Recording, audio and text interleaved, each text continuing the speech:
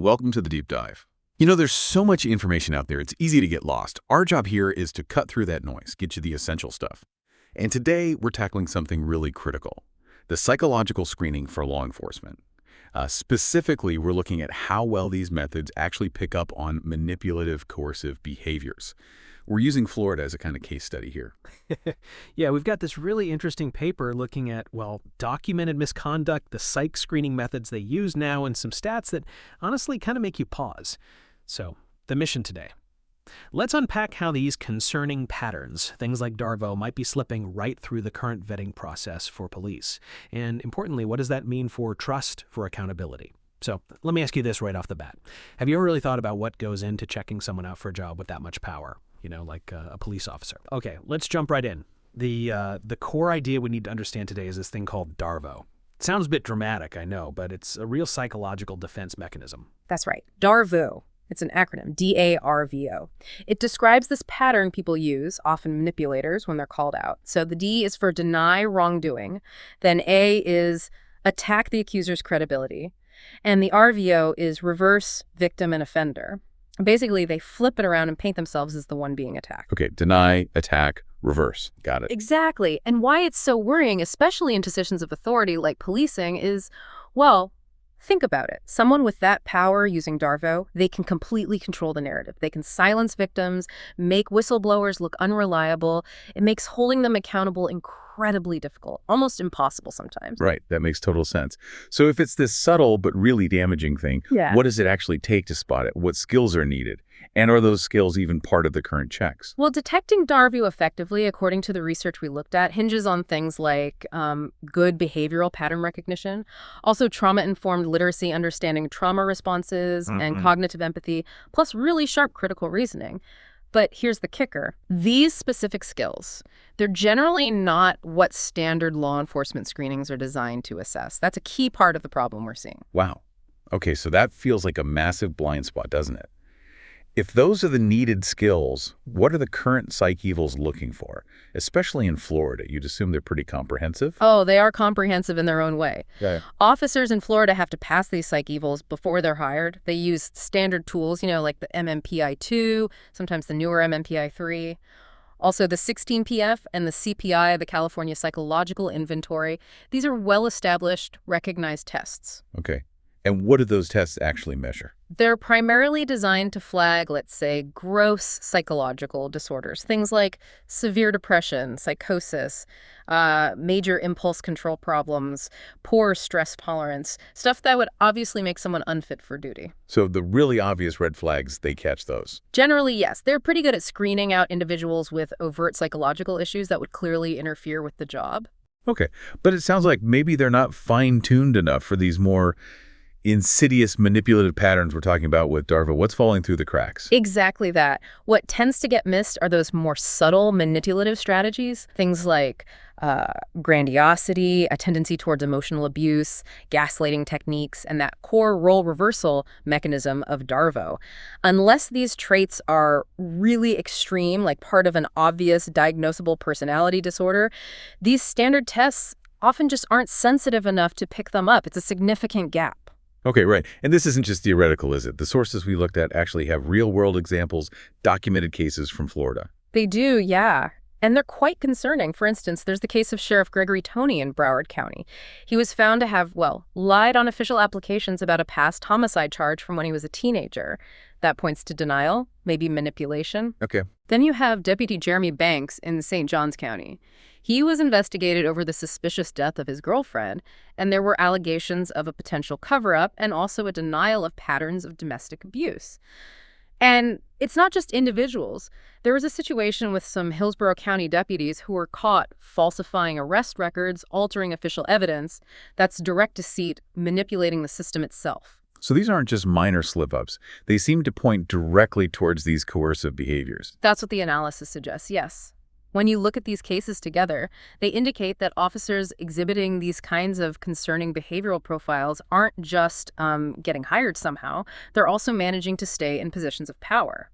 So this really goes beyond the idea of just a few bad apples then.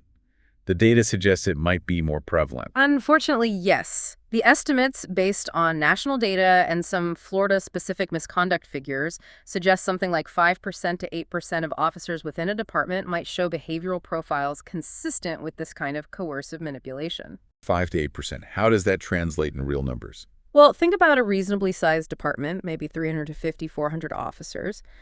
That percentage means you could potentially have, say, 17 to 32 officers in that single department exhibiting these DARVO-type tendencies. 17 to 32. That's a lot more than you'd hope for. It is, and it definitely makes you think about the potential impact on community interactions, on investigations, on everything, really. Yeah, absolutely. So why?